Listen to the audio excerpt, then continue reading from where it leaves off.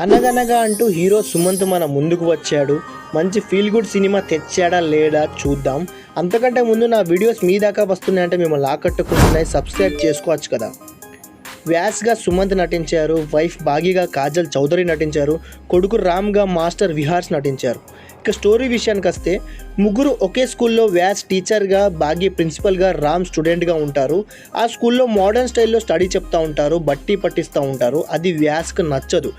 ఏదైనా అర్థం చేసుకొని చదవాలి, కథ రూపంలో అర్థం చేసుకుని చదవాలి అని అంటాడు వ్యాస్.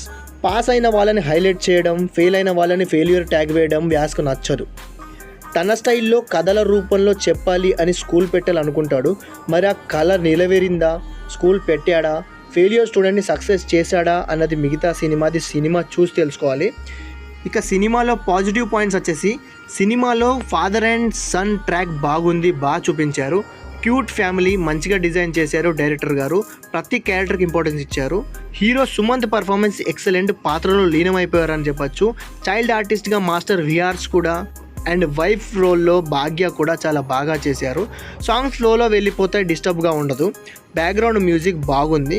సుమంత్ కెరీర్లో ఇంకో మంచి మెసేజ్ ఓరియంటెడ్ సినిమా పడిందని చెప్పొచ్చు.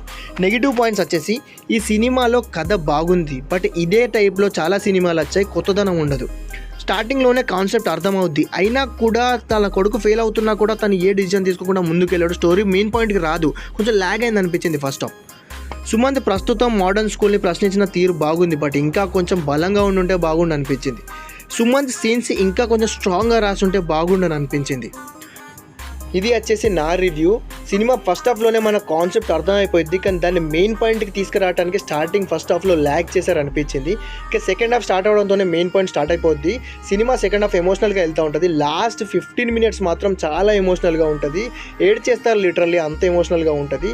సినిమా మంచి ఫీల్ గుడ్ మూవీ, ఫ్యామిలీతో కలిసి చూడాల్సిన సినిమా. దీనికి నేనిచ్చే రేటింగ్, నా రేటింగ్ 5కి 3. ఫ్యామిలీతో కలిసి చూడొచ్చు, మంచి సినిమా, మంచి ఫీల్ గుడ్ మూవీ, ఒక మెసేజ్ ఓరియంటెడ్ సినిమా.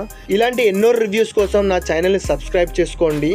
మళ్ళీ నెక్స్ట్ వీడియోలో నెక్స్ట్ రివ్యూతో మళ్ళీ కలుస్తాను. అంతవరకు సెలవు. Thank you for watching.